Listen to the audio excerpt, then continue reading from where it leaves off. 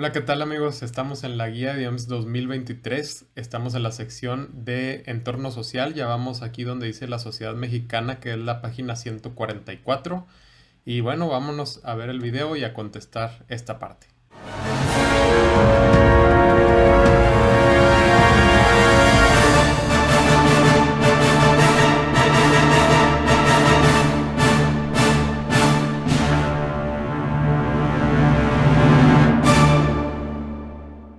Bien, como les digo, estamos en la parte que dice la sociedad mexicana y antes de seguir, ya te la sabes, suscríbete, suscríbete, suscríbete. Estoy muy contento y quiero agradecerles que ya vamos a más de a más de cuántos, más de 50,000, pero queremos llegar a los 100,000, por eso les decía ciento, porque traigo en la mente ya llegar a los 100,000. Yo sé que no es fácil ni rápido, pero pues vámonos por lo pronto con la meta de llegar a 60,000. También está difícil y tardado, pero vamos con esa meta. Entonces ayúdenme por favor a suscribirse. No se vayan de este video. Es que les voy a contar algo. Mis videos lo ven mucha gente. Tengo 3,5 millones de visitas a los videos. Pero solamente llevamos 50,000 suscriptores. O sea, quiere decir que solamente están pasando por los videos como consulta, pero no me están regalando esa suscripción algunos. Yo sé que muchos sí, les agradezco. Pero les pido de favorzote, no te cuesta nada, es gratis, le das clic a suscribir y con eso me vas a ayudar mucho. Mi meta es a llegar a los 100,000 para lograr esa plaquita que manda YouTube. Ok, bueno, vámonos a la parte que dice la sociedad mexicana. Es una lectura donde te habla precisamente de la sociedad mexicana. Acuérdate que nos estamos saltando las lecturas para que se haga breve el video, pero que tú sí lo debes de leer en tu guía. Entonces, esta parte nos la brincamos. ¿Qué pasa? También acuérdense que estoy también tratando de evitar la edición para tampoco tardarme tanto. Y por eso así errorcitos como este los dejo suceder. Bueno, en la siguiente página dice cómo es la vida cotidiana de tu comunidad. Tú piensa cómo es la vida cotidiana de tu comunidad. Yo te voy a decir cómo es la de la mía y te va a servir como ejemplo para tu respuesta. En mi comunidad la gente trabaja, asiste a la escuela, hacen compras, se entretienen y se ejercitan. Tú pon tu respuesta. Número 2. ¿Cuáles elementos sociales te han formado como individuo? Descríbelos. Fíjate, te voy a poner qué me ha formado a mí como individuo. Mi etnia, o sea, de dónde vengo como raza. La lengua, el español, no sería yo el mismo si el primer idioma que tuviera fuera el chino o el portugués, no sería yo el mismo. Entonces el español ha hecho que sea quien soy hoy. La clase social a la que pertenezco, la religión, la ubicación donde vivo, también no es lo mismo. Yo vivo en Chihuahua, donde hace mucho calor y en invierno mucho frío. Este, y eso te va formando como persona y como ser humano. Entonces, en resumen, a mí, la etnia, la lengua, la clase social, la religión y la ubicación. Número 3. ¿Conoces el origen histórico de estos elementos? Sí, precisamente vienen en el cuadro que sigue. Entonces yo nada más le puse ahí ver el cuadro siguiente. Y viene aquí este cuadro donde habla de la diversidad étnica y te da la época histórica de su origen y cómo es en la actualidad. También eso lo vas a leer tú, así rápidamente. Dice prehispánica y colonial. Durante la época prehispánica existía una gran variedad de agrupaciones poblacionales culturales nativas de estos territorios. Sin embargo, bla, bla, bla, bla. Tú lo vas a leer. Es importante que lo leas. Y en la actualidad dice cómo es, dice el 21.5% de la población se considera indígena, el 1.2% de la población es afrodescendiente como datos de la actualidad. Entonces, así como este ejemplo, vamos a hacer los otros, que es el lenguaje, donde ya nos dan ellos la actualidad y nosotros vamos a poner la historia. Y en la actualidad dice que en nuestro territorio mexicano habitan 68 pueblos indígenas y bueno, continúa ahí diciendo datos, tú léelos, yo te voy a platicar lo que es la historia de la diversidad lingüística. Un poquito de lo que yo encontré, tú puedes tener en tus libros o en tu investigación más de lo que yo te diga. Yo le puse esto. A la llegada de los españoles se identificó el náhuatl como una lengua muy importante, pero pasó a segundo plano por la imposición del castellano o español. En la época de la independencia se oficializó que el español fuera la lengua nacional. Eso es lo que yo puse en historia. Ahora vamos con clases sociales. Y ahí vienen unos datos bien interesantes del México actual. Dice que solo el 1% de la población es clase alta alta. El 5% es alta baja. Media alta es el 14%. Media baja es el 20%. Baja alta es el 25% y baja baja el 35%. Entonces, si te fijas, tenemos 60%, más de la mitad de las personas están en clase baja. En clase media están 34%, un tercio, un poquito más de un tercio de las personas. Y solamente el 6% son pues ricos, altos ricos. Eso lo menciono como dato interesante que ellos nos están proporcionando de la actualidad. Ahí te voy con lo que es lo que yo puse en historia. Las culturas prehispánicas ya tenían clases sociales. La base eran los esclavos, luego los mercaderes y artesanos, luego los nobles, luego los sacerdotes y militares y en la punta los gobernantes. En la época de la colonia, la base eran los esclavos y los nativos, luego los criollos y los mestizos y en la punta los españoles nacidos en España. Continúa el cuadro en la siguiente página que nos habla de religión. Vienen datos sobre religión donde ya solamente el 82% en México se consideran católicos. Cuando era, fíjate, allá abajo dice, en 1990, no, en 1999.1% de la población era católica. Entonces nos pasamos de 99 a 82. Sí ha habido un cambio. Y entre el 18% restante están protestantes, pentecostales, evangélicos, adventistas, mormones, testigos de Jehová, judaicos, budistas, islámicos, nativistas, espiritualistas y sin religión. Esos son datos actuales. Yo te voy a comentar lo que yo puse en histórico, que sería aquí en el centro de la tabla. Yo le puse, en la época prehispánica las culturas eran politeístas, o sea, adoraban a varios dioses. Destaca la adoración a Quetzalcóatl. Los españoles buscaron evangelizar a los nativos al catolicismo y sustituyeron templos por catedrales. O sea, exactamente donde existía un templo o una pirámide donde había adoración, ahí colocaron catedrales. Y también figuras de adoración nativas las sustituyeron por figuras del catolicismo para facilitar la conversión. Bueno, y recuerda que tú lees lo que ya viene ahí. Y el cuadro sigue. Última sección del cuadro. Habla de la ubicación poblacional, campo y ciudad. Ok. Nos habla datos del INEGI que localidades urbanas es 78% y localidades rurales es 22%. Sin embargo, en 1950, poco menos de 43% de la población en México vivía en localidades urbanas y en 1990 era el 71%. O sea, ha crecido mucho la gente que se ha trasladado del campo a la ciudad. Histórico. Yo le puse, en México prehispánico eran imperios regionales. En la conquista se definieron territorios, la Nueva España. Se perdió territorios, poco después se perdieron territorios que hoy son parte de Estados Unidos, de Guatemala y de Belice. Eso es lo que yo le puse en histórico en cuanto a, a lo que tiene que ver con territorio. Tú puedes encontrar otra cosa, tú puedes pensar que ahí va otra respuesta, pues es lo que cada quien, ¿no?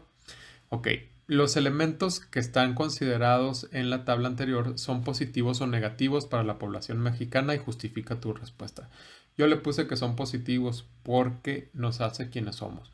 Cualquier cosa que hubiera cambiado en esa historia, tú y yo o no existiríamos o no seríamos los que somos. Más bien creo que no existiríamos. Entonces por eso yo siempre pienso que es positivo a pesar de los errores que se cometieron. Finalmente, en un saldo final, es positivo. ¿Cuáles de ellos contribuyen al desarrollo integral e igualitario de nuestra sociedad? Yo le puse... Acá está. Todos, porque a pesar de las diferencias, todos tratamos de ser mejores. ¿Qué otros elementos sociales actuales de la población mexicana conoces? Y ahí vienen unos rengloncitos. En esos rengloncitos yo le puse la familia, el alimento, la educación, el gobierno, las tradiciones y los símbolos nacionales. Es lo que yo respondí. Existen dos elementos de la tabla donde se especifican ciertos cambios a través del tiempo. Identifícalos y escríbelos. Porque, ¿por qué razones han incrementado o disminuido? La religión, lo mencionamos ahorita. La religión, el porcentaje de personas que se consideran católicas disminuyó.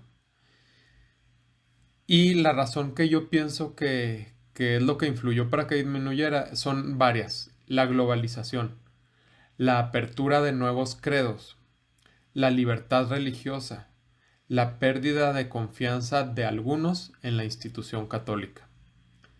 La urbanización creció, hay más mancha urbana, más ciudades que antes. ¿Por qué? Bueno, primero, ¿qué fue el indicador que creció? Yo le puse la cantidad de personas que habitan en ciudades. Y las razones que yo pienso que influyeron es las oportunidades de educación, de empleo y de prosperar.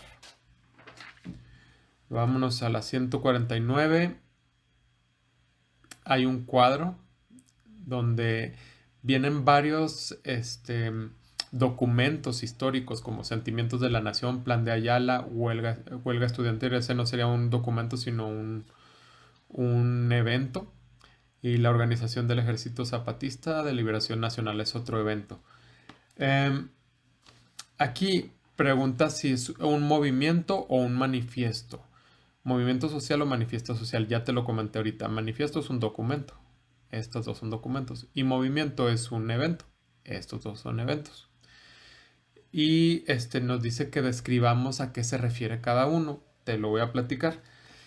Los Sentimientos de la Nación es un documento dictado por José María Morelos y Pavón en 1813. Se entiende los problemas nacionales, el significado de la independencia, etc. El Plan de Ayala es un documento redactado por Emiliano Zapata en 1911. Marca la ruptura con Madero y el inicio de la Revolución Zapatista, el reclamo de tierras para los campesinos. El ejército, en el siguiente, en la huelga estudiantil de 1968. El ejército mata a 300 estudiantes que se manifestaron por la democracia y contra las políticas del presidente Díaz Ordaz. En el siguiente dice Organización del Ejército Zapatista de Liberación Nacional. En 1984, en Chiapas, se da esta insurrección armada por la inequidad en que viven las comunidades indígenas. Eso que te acabo de contestar o platicar va aquí en estos cuadritos. Página 150. ¿Cuál es la importancia de los movimientos sociales para la construcción de una nación? Mi respuesta fue que obligan al gobierno y a la sociedad a reconocer problemáticas y buscar soluciones. Número 2. Describe un movimiento social que haya cambiado la historia del país. Menciona su influencia actual y cómo crees que fue la participación de las mujeres y los hombres. Yo le puse las recientes marchas contra la violencia contra las mujeres. Eso ha creado conciencia nacional sobre el problema y ha obligado a los medios y a los educadores a tratar el tema y al gobierno a legislar para castigar más severamente los delitos contra las mujeres. Recuerda que si sientes que voy muy rápido, el YouTube tiene opción de que pongas lento o de que te regreses o que te atrases o incluso que te saltes. Si esto ya lo contestaste tú, puedes saltarte. Número 3. Describe un movimiento social actual y su importancia en la construcción de una sociedad más incluyente. Le puse el mismo ejemplo de la pregunta 2, los movimientos de las marchas por los derechos de la mujer. Eso fue la página 150. Todavía nos falta un cachito. Dice, selecciona las características que identifican a un proceso social. Yo le puse la 2, la 3 y la 5, que serían, tiene un impacto social, genera efectos diversos y sucede en un espacio y tiempo. Inciso C. Ahora sí, vámonos a la siguiente. Este planteamiento de la época revolucionaria planteaba el reparto de tierras rurales y los campesinos que no las poseían. El plan de Ayala. Creo que te lo acabo de decir ahorita en el cuadro. Número 3. ¿Qué influencias crees que ha tenido la religión en el desarrollo de la nación mexicana? Esta es mi respuesta. Tú puedes tener otra. Por mucho tiempo la religión ha influido a que el individuo sea de cierta forma conformista y sumiso, pero también ha ayudado a construir una sociedad más pacífica y solidaria. Eso es lo que pienso.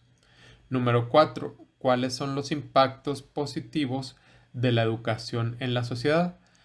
Mi respuesta fue, es de suma importancia porque gracias a ella el individuo desarrolla sus habilidades y capacidades para ofrecer mayores aportaciones a la sociedad y a sí mismo.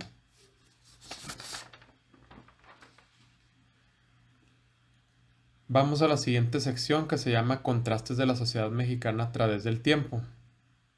Viene una lectura que tú vas a leer y la pregunta número 1 dice, ¿qué opinión tienes al respecto de este texto? Obviamente yo ya lo leí. Y lo que puse respecto al texto es que es verdad que a pesar de los movimientos, sacrificios y logros a través de la historia, aún prevalecen la desigualdad y la marginación en México.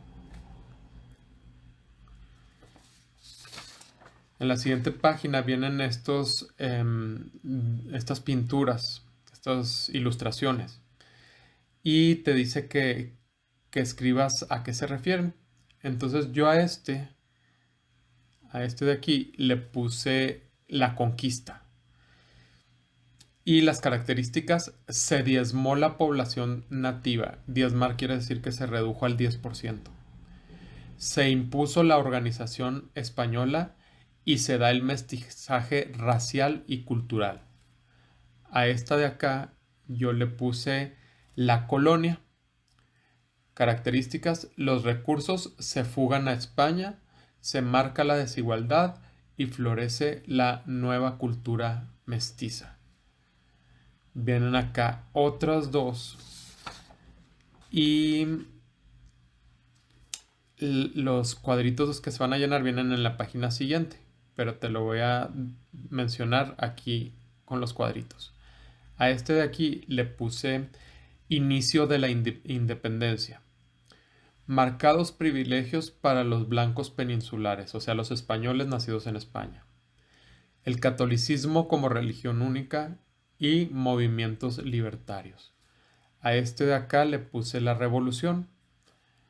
Características, mucha pobreza, trabajadores sin derechos y hartazgo del porfiriato. Eso que te acabo de mencionar va aquí y aquí. Preguntas.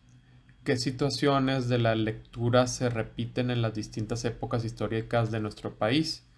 La desigualdad y la injusticia. Número 2. ¿Cuáles crees que son las causas de la explotación territorial y social? El poder de individuos y grupos y la avaricia. Esa es mi respuesta. Número 3. ¿Crees que en la actualidad ha cambiado la forma de impartir justicia teniendo como antecedentes los hechos de nuestra historia? Justifica tu respuesta. Yo le puse que sí. Cada vez tenemos más leyes, comunicación y presión social. Número 4. ¿Crees que que hoy en día se ejerce la libertad y el acceso a las oportunidades de desarrollo básico para el mejoramiento de las condiciones de las personas, mi respuesta, poco más que en otras épocas, pero aún falta. Número 5. ¿Qué hace que las personas con poder ejerzan fuerza y dominio contra los sectores más vulnerables de la sociedad? La falta de conciencia y sensibilidad más la avaricia, egoísmo e individualismo. Y luego viene otro texto. Y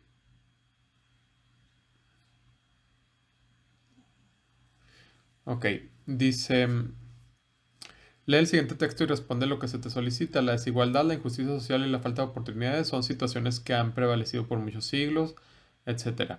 Y luego en la siguiente parte vienen los objetivos de desarrollo sostenible que estableció la ONU para el 2000, que los estableció. Creo que para el 2030.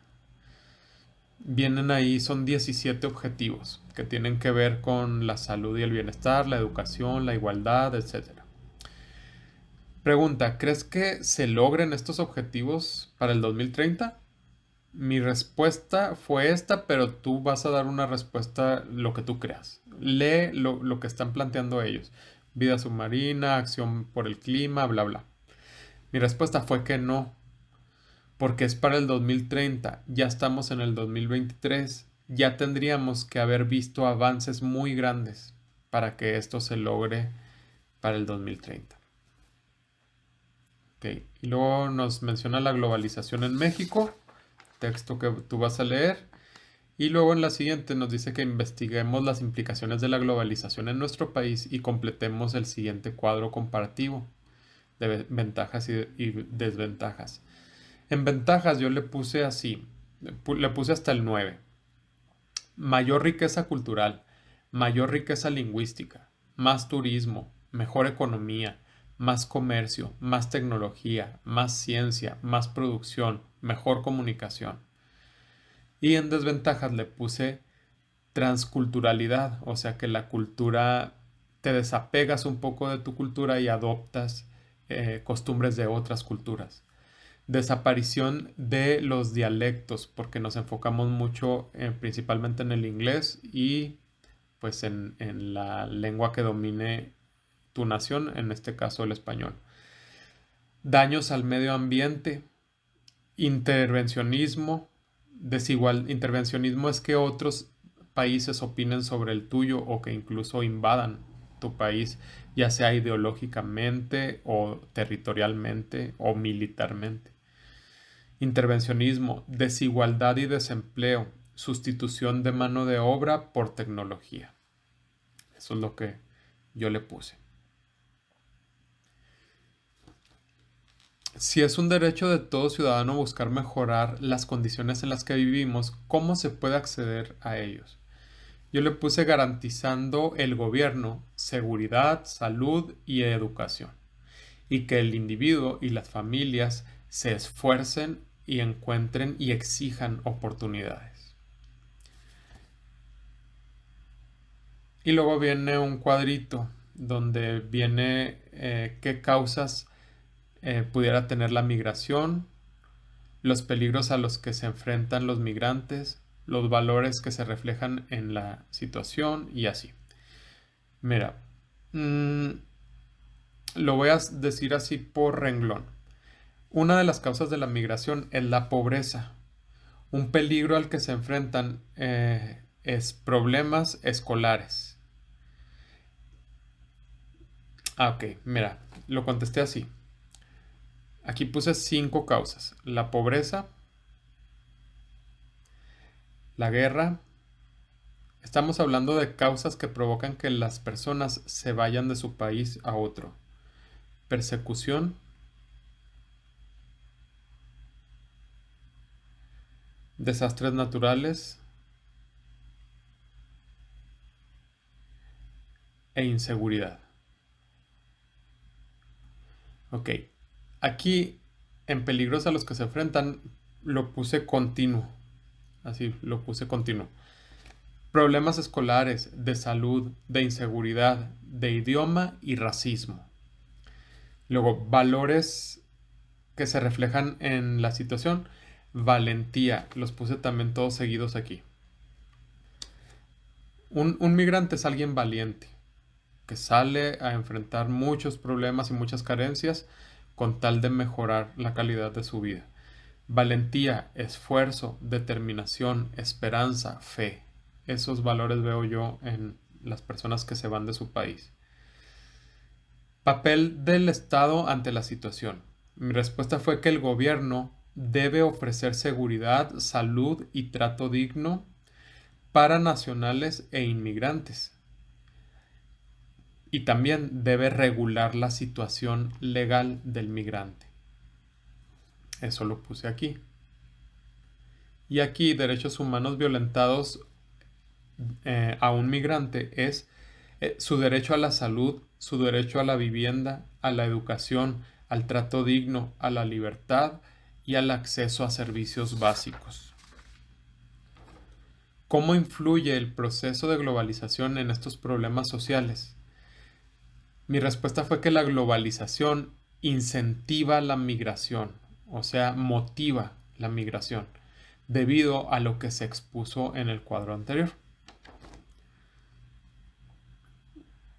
Aquí vamos a relacionar el concepto de la izquierda con las definiciones que tenemos a la derecha. La primera definición es la definición de libertad. Dice, es la capacidad y el derecho a elegir, decidir y actuar de forma independiente. Esto es libertad, que sería el número 2.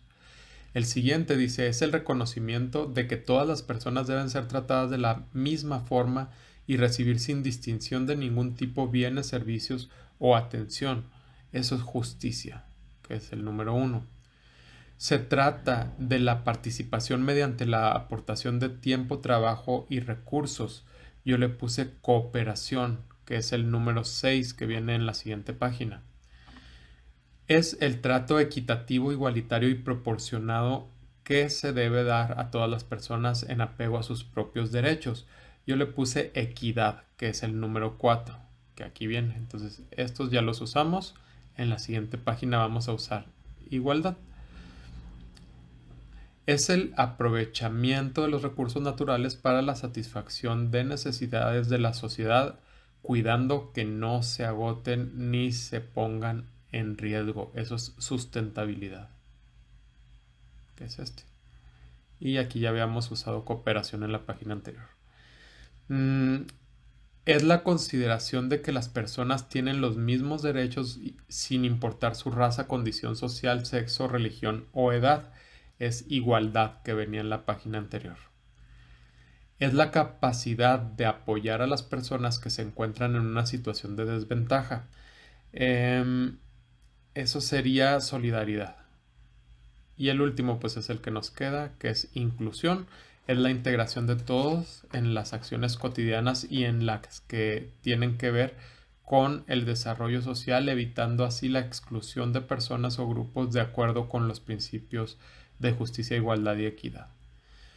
¿Cuáles son los tratos? Es la última pregunta. No se te olvide suscribirte. Suscríbete y no te vayas sin suscribirte. Y bueno, ¿cuáles son los trabajos más importantes de México dentro del fenómeno de la globalización? Mi respuesta fue los de comercio con Estados Unidos y Canadá. Tratados, dice. Los de comercio con Estados Unidos y Canadá, que se llama el TEMEC.